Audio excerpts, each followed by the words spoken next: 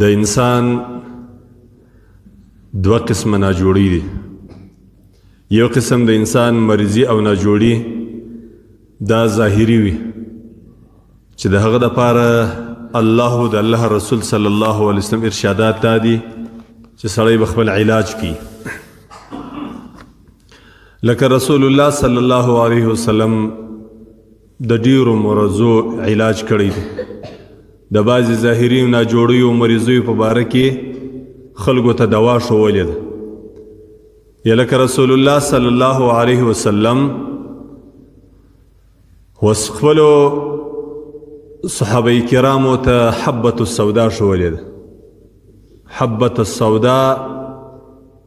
یا کلونجي خلک بولي او په پارسي کې دې ته سیادانه وایي. رسول الله صلی الله علیه وسلم دغه دوا چې د بعضو مرضو دپاره خلکو ته ښولې او دا یقیني ډېر ښه شی ده. تکې تکې میده میده تورې دانې دي لکه د غنم د دانې لامې څوکشنۍ. په عربي کې دې ته حبة السودا وایي او په اردو کې یا په هندي کې دې ته کلونجي وایي، په پارسي کې دې ته سیادانه وایي. دا د مختلفو شیانو دپاره استعمالیږي، خو البته صرف رسول الله صلی الله علیه وسلم په یو روایت کې داسې راځي چې د مرګ ماسې او داسې دوا ده. دا رقم رسول الله صلی الله علیه وسلم د اجوه خورما دا د مرضو دپاره ښولې ده، مثلا د سحر دپاره یې ښولې ده. او دا رقم رسول الله صلی الله علیه وسلم حجامه دا هم د ډیرو مرضو دپاره ښولې ده. نو د انسان طبعا چې انسان ناجوړه کیږي، د انسان ناجوړي دوه قسمه وي. یو ظاهري وي، په ظاهري ناجوړي کې به د رسول الله صلی الله علیه وسلم ارشادات دا دي چې سړی به خپل علاج کوي، طبیب ته به ځي، ډاکټر ته به ځي، د یو هوښیار سړي په مشوره باندې به یو داسې دوا خوري چې د هغې په خوړلو باندې الله رب العزت سړی جوړوي. نو مثلا زه یو اسانه مثال وم، د یو سړي لاس مات شوی دی، لاس یې مات شو، دا شکست بند هغه ته به سړی ځي او یا به یو د اوس زمانې مطابق یو متخصص ډاکټر ته به ځي چې هغه د علاج وکړي، اپریشن یې وکړي او لاس یې ور وتړي او له دې تکلیف خلاص. یا کله ناکله دا رقم وي چې د انسان په بدن کې نورې ناجوړې وي، لکه دا زموږ او ستاسې د زمانې د معدې تکلیف وي، د زړه تکلیف وي، د دماغ تکلیف وي، د اعصابو مریضي وي. نو دا ظاهري ډاکټران دي، هغه د دې علاج کوي. او په اسلام کې علاج دا منع نه دی، بلکې د الله رسول صلی الله علیه وسلم ښوونه ده. دا ظاهري ناجوړي. دویم قسم د انسان باطني ناجوړي. باطني ناجوړي چې دا د مختلفو شیانو څخه پیدا کېږي. کله دغه باطني ناجوړي له اثراتو څخه د شیاطینو او د جنیاتو دغه سرکشو بیکارو جنیاتو له اثراتو په انسان کې باطني تکلیف پیدا کېږي. او کله ناکله بیا موږ او تاسې وایو موږ پیرانانو نیولی. کله بیا د انسان باطني ناجوړي دا د انسانانو په خپل مابین کې له حسده پیدا کېږي. او کله ناکله بیا د باطني ناجوړي او تکلیف دا له نظره پیدا کېږي. او کله ناکله د باطني ناجوړي او تکلیف دا د انسان له بېدینۍ پیدا کېږي. انسان بېدینه دی، د بېدینۍ څخه الله رب العزت د ده وزړه ته اثرات د وسواس د شیاطینو هغه ډیر وي، د هغه شیطاني وسوسو څخه انسان ته تکلیف پیدا شي، ناجوړي پیدا شي. او کله ناکله دا رقم وي چې الله رب العزت هغه د حفاظت فرشتې زندوري کړي. د انسان سره د انسان د حفاظت لپاره فرشتې دي، هغه د حفاظت فرشتې ځینې دوري شي. د بېدینۍ په وجه باندې ډېره حیا دي چې انسان جنوب وي. په داسې حالت کې بیا پر ده باندې هغه شیاطین یا جنیات ډېر ژر اثر کولی شي. نو د باطني ناجوړیو د راتللو مختلف اسباب دي او دا په د دې علاج کیږي. اوس د دې علاج د الله رسول صلی الله علیه وسلم په احادیثو کې دې ته مستقل باب د کتاب الطب په نامه باندې کتاب الطب والرقاء د طب معالجه د ظاهري مریضیو او علاج د باطني ناجوړیو دا د الله رسول صلی الله علیه وسلم دواړه موږ ته ښوولي. د هغه په سلسله کې یو د دغو باطني امراضو څخه د ځان د ساتنې دپاره زه پر د اول اړخ نه غږېږم، یعنی دا ظاهري ناجوړي اخو نو موږ ته ټول ته معلوم یم دي او علاج یې معلوم. دا دویم اړخ چې باطني ناجوړي په انسان کې پیدا کیږي او دا یقیني خبره ده، پر دې زموږ ایمان او یقین دی، د الله قرآن پر دې شاهد دی او د رسول الله صلی الله علیه وسلم په سوونه او زرونه احادیث پر دې شاهد، او دا په هر نر او ښځه کې پر هر لوی او کوچني باندې دا باطني ناجوړي راځي.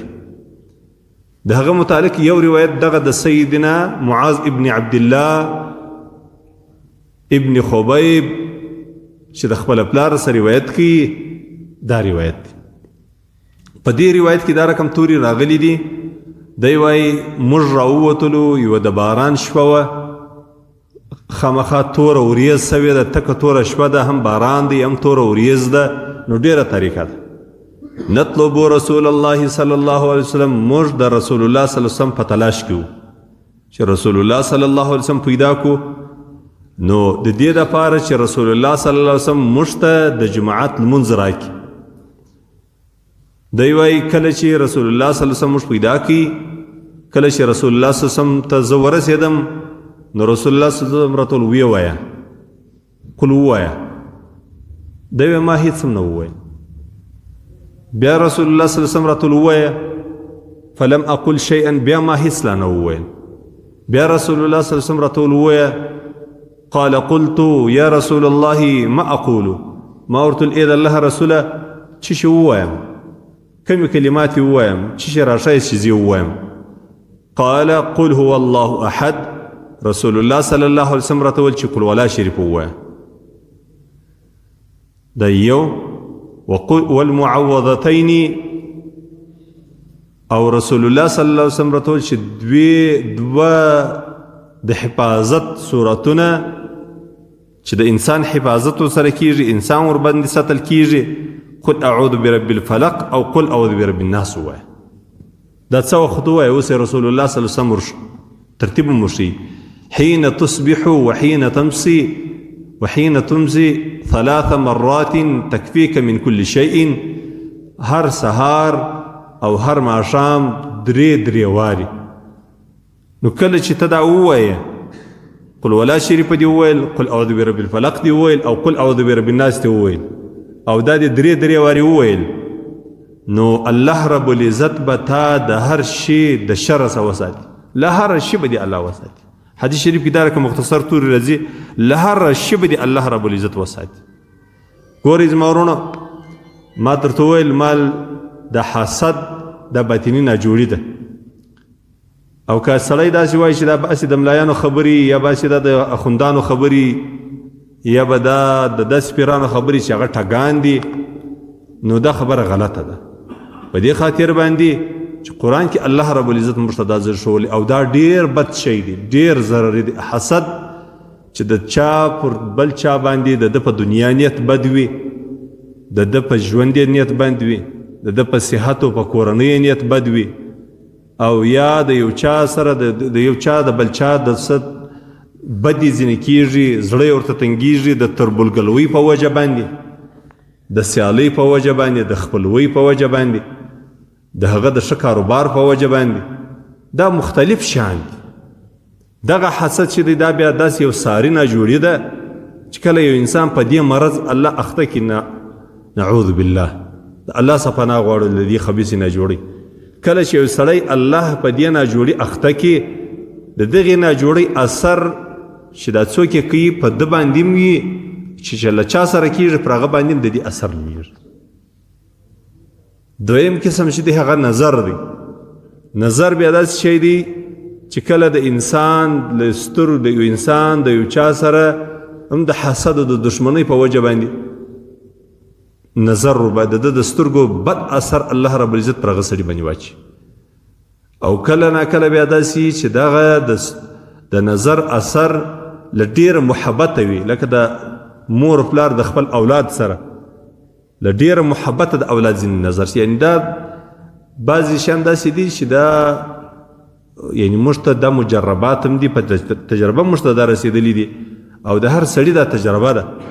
چې کله ناکله د انسان څخه خپل اولاد هم نظر سي نو د دې نظر او د حسد او د ټولو جنیاتو له شره د ځان د حفاظت دوه تعویضه موږ ته رسول الله صلی الله علیه وسلم راوښول هغه د الله قرآن دی یو درې سورته موږ ته راوښول یو سورت اخلاص دی په بعضې روایتو کې راځي چې د سورت اخلاص د یو وار په ویلو باندې الله سړي ته دونه ثواب ورکوي لکه د ټوله قرآن درېیمه حصه چې سړی ووایي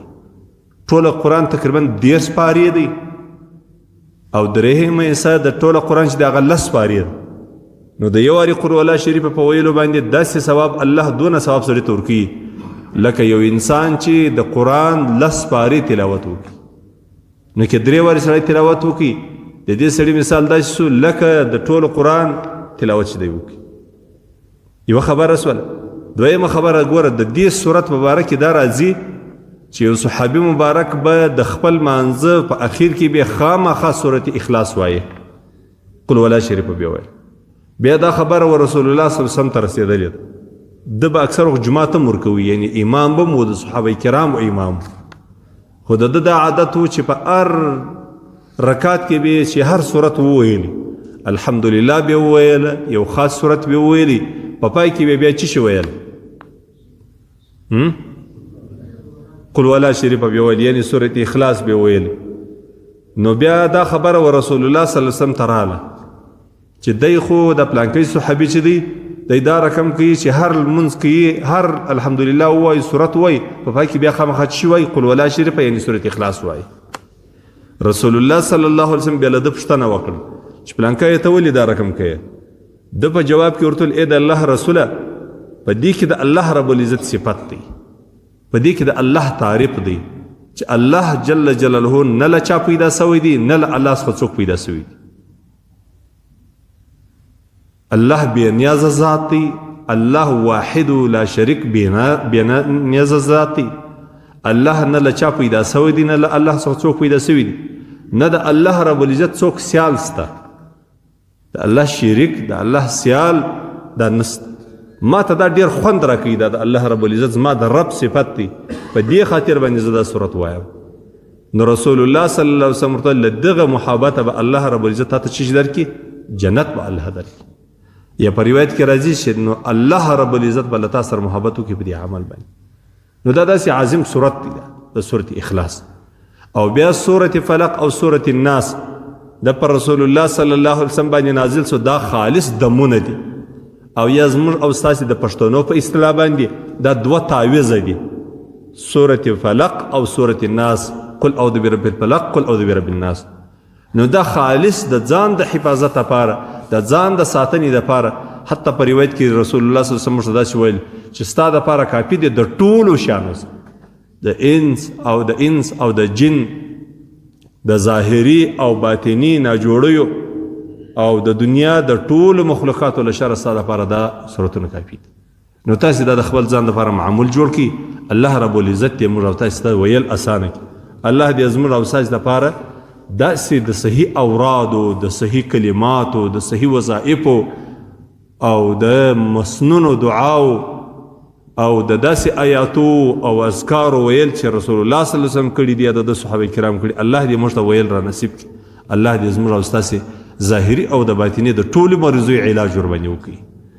خو لیکن یوه خبره دا درته کوم چې دا صورتونه خو اکثره زموږ یاد دي دا صورتونه که سړی حیا دي په یاد وایي اودس نه لري بې اودسه دی هم ویلی چې پروا نه لري ځکه خدای په یاد وایي البته په مصحف کې دننه ویل یعنی په قرآن عظیم شان کې یا په پاره کې یا په قاعده کې ویل یا په یو ورقه باندې ویلې بیا خامخا څه شي غواړي اودس غواړي لا یمسه الا المطهرون دا رقم د قرآن عظیم شان آیات کریمه کې راځي چې تاسې بې اودسه مه مسه کوئ یعنې دا شرعي حکم فقهي مسله ده چې بیا اودس سړی قرآن نشي ویل هغه څه وخت چې هغه په مذهب کې زما په خبره پوه سوست نو هر وخت یې تاسې وایاست په یو بل روایت کې راځي هغه بیا بل ورځ انشاءالله زه ووایم چې رسول الله صلی الله علیه وسلم دا چاته ښوولي دي او د هر لمانځه وروسته یې ورته ښوولي دي نو ښه خبره دا ده چې دا 6 ټیمه وویل سي سهار و ماښام خو په دې روایت کې راغله او دا بل روایت مطابق د هر لمانځه وروسته خو یو ټیم یې بل هم دی هغه هم په بل روایت کې راځي چې رسول الله صلی الله علیه وسلم چې پر خپله بستره باندې پرېبوتی رسول الله صلی الله علیه وسلم بیا دغه 3 سورتونه 3 وارې ویل د ویلو ترتیب یې دا دی اول وار قل هو الله احد بیا قل اعوذ برب الفلق بیا قل اعوذ برب الناس به ووایست بیا به دا 3 سورتونه دغه رقم ووایست قل هو الله احد قل اعوذ برب الفلق قل اعوذ برب الناس بیا به دا 3 سورتونه پر دغه ترتیب باندې ووایست او صرف د بېدېدلو په وخت کې به پر ځان باندې چوف کړي پر دا دواړو لاسو دې چوف کړه دا به له سره رانیولې بیا چې در کومه ځای پورې لاس رسېږي در هغه ځایه پورې بیا پر ځان باندې دا تېر کړي دا د رسول الله صلی الله علیه وسلم طریقه ده او دا بهترین چیش دی بهترین ذکر دی ام قرآن سو د قرآن تلاوت سو ام دم سو ام یو زبردست تعویض سو د ټولو شانو د شر دپاره شکرانه هم نسته کې چیش نسته کې شکرانه هم نه غواړي چې اوس وروره تاسې شکرانه راخسي چې مولوي صاحب دا درواغه ده خو نو موږ دم در باندې وکړو تا خپله وویل او بل مهمه خو دا ده چې له هرې باطل عقیدې د باطله فکره د انسي شیاطینو له وسواسه دی الله وساتلی او د جني شیاطینو له وسواسه الله رب العزت وساتلی او د خپل پیغمبر صلی الله علیه وسلم طریقه دی خپله کړله دا څونه ډېر شان کې راغله د قرآن تلاوت کې راغلی د قرآن د تلاوت په یوه توري باندې پر یوه الف باندې 10 نیکۍ الله تا ته درکوي نو تا څونه ډېرې نیکۍ وګټئ او ته د شپې بیده سولې تا د قرآن تلاوت وکړي اختتام دې د قرآن په تلاوت باندې راغلی سهار لمونځ دې وکړي اختتام یې د قرآن په تلاوت راغلی د ماپښین لمونځ دې وکړي اختتام یې د قرآن په تلاوت باندې راغلی پوه سواست ما ورونو او بل داسې یو دم دی داسې یو تعویض دی چې هغه الله رب العزت له اسمانه نازل کړی او د الله رسول صلی الله علیه وسلم موږ ته ښوولی نو دا نه زما طریقه ده نه د یو بل چا طریقه ده دا د چا طریقه ده د رسول الله صلی الله علیه وسلم طریقه ده او د رسول الله صلی الله علیه وسلم په دم او په تعویض او په طریقه کې به زموږ او ستاسې الله دنیا او آخرت دواړه رسوي